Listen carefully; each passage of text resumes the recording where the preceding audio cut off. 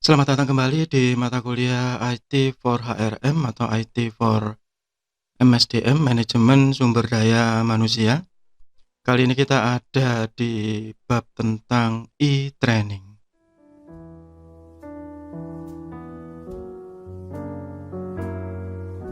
Ya, seperti di bab sebelumnya yaitu tentang e-recruitment, sekarang kita ada di siklus yang kedua yaitu training. Jadi setelah mereka diterima di satu perusahaan, ya, maka apa yang harusnya dilakukan oleh satu perusahaan tersebut? Secara ideal, maka karyawan yang sudah memahami dan menerima tujuan dari organisasi yang dia bergabung di dalamnya, maka seharusnya sudah mampu untuk menetapkan tujuannya sendiri. Tetapi hal itu tidak bisa dilakukan secara otomatis karena harus dibantu oleh pihak HR atau Human Resources atau sumber daya manusia. Pihak SDM itu harus membantu supaya nanti karyawan yang baru tadi itu mampu bersosialisasi, socialization, dan disediakan pelatihan dan pengembangan. Ya, jadi bukannya pelatihan tapi juga pengembangan. Entah apapun nanti itu bentuk pelatihan dan pengembangannya.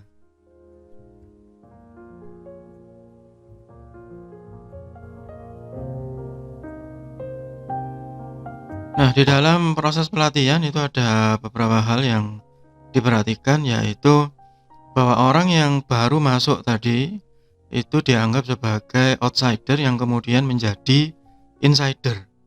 Sehingga yang pertama harus dilakukan adalah proses sosialisasi. Jadi proses sosialisasi ini nantinya akan berpengaruh terhadap kinerja karyawan dan sekaligus juga stabilitas organisasi.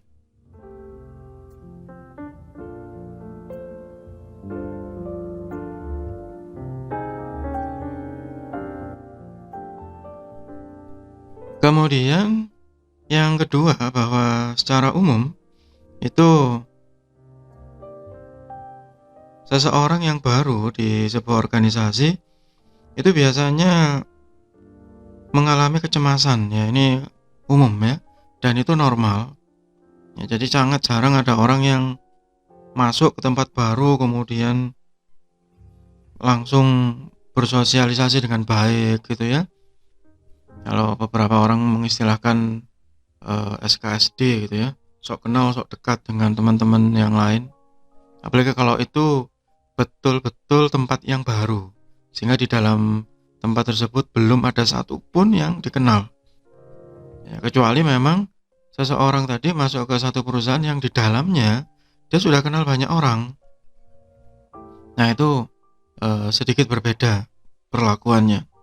Tapi secara umum pasti akan merasa cemas, grogi, ya. Dan itu tidak akan berlangsung secara instan, sehingga perlu ada sosialisasi, dan sosialisasi ini nantinya juga akan berpengaruh terhadap proses pengembangannya, sehingga seseorang atau individual adjust to new situation in similar ways. Jadi memang harus beradaptasi, entah itu dari sisi sosial ataupun dari sisi pekerjaan.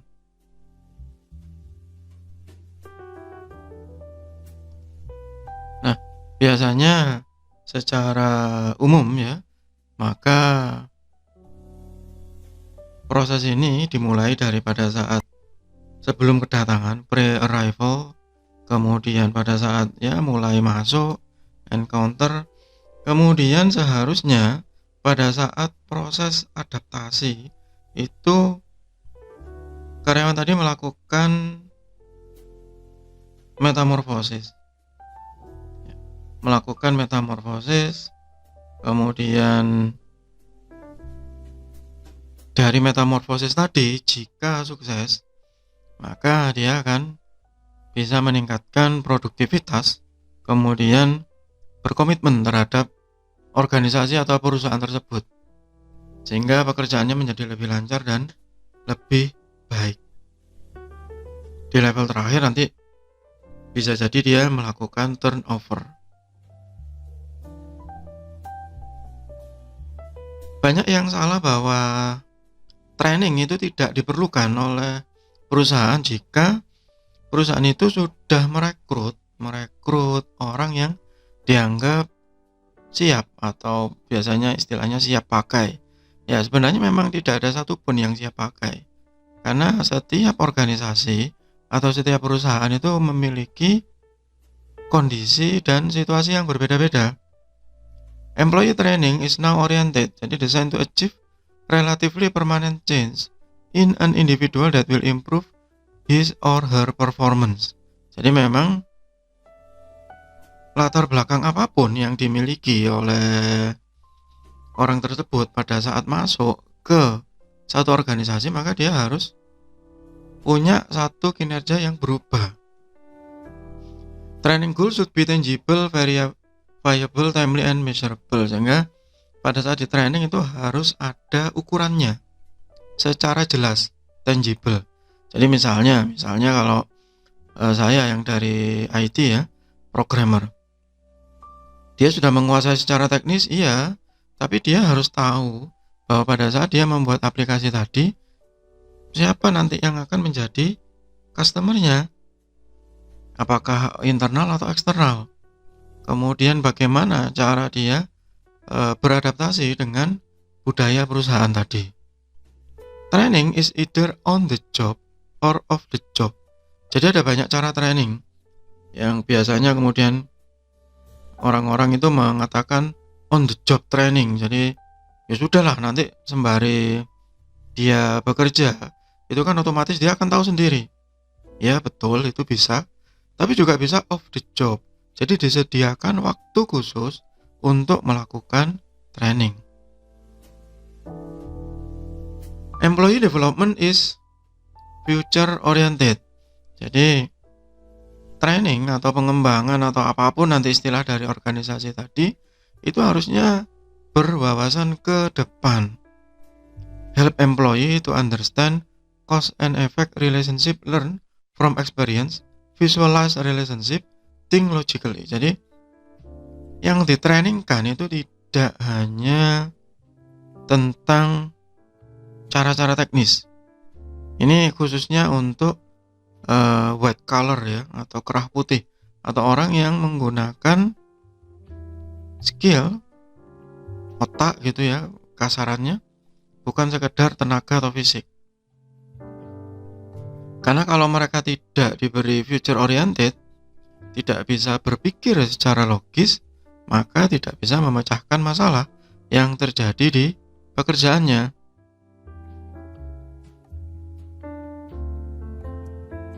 Not only for top management candidates, all employees benefit. Ya, jadi kalau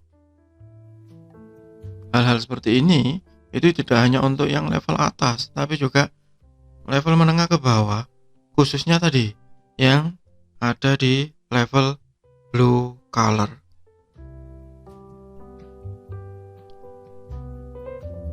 Nah, untuk mengembangkan karyawan dari sisi SDM ya, itu bisa jadi dari job rotation, dari berputar ya posisinya, assistant to position, mulai membantu,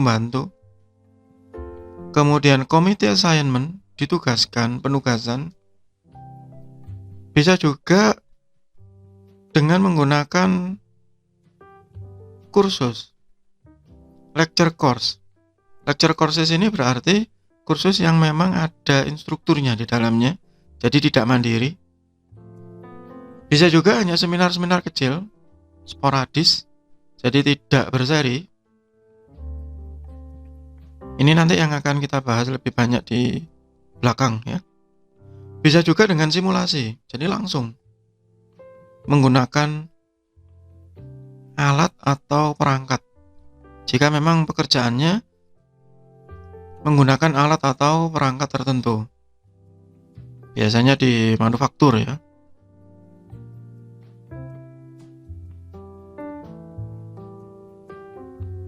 Bisa juga dengan adventure training.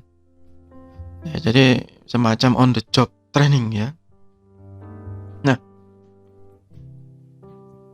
training atau pengembangan organisasi tadi ini sebagai pengantar dari e-training sebelum kita beranjak ke yang elektronik, itu nanti seharusnya secara terpadu itu akan membawa ke organization development atau pengembangan organisasi. Organisasi yang selalu belajar, selalu mengutamakan belajar untuk mencapai hal yang baru, itu akan mendapatkan competitive advantage atau keuntungan untuk bersaing dengan kompetitornya atau pesaingnya. A learning organization values continue learning and believe a competitive advantage can be gained from it. Jadi training ini terus tidak hanya dilakukan sekali pada saat karyawan baru masuk, tetapi juga secara terus-menerus kepada karyawan tadi, supaya karyawan-karyawan tadi mendapatkan pengetahuan baru yang bermanfaat untuk perusahaan. Ya, sebagai contoh misalnya kalau di IT ya, ambil contoh misalnya kalau di bidang saya bahasa pemrograman misalnya begitu.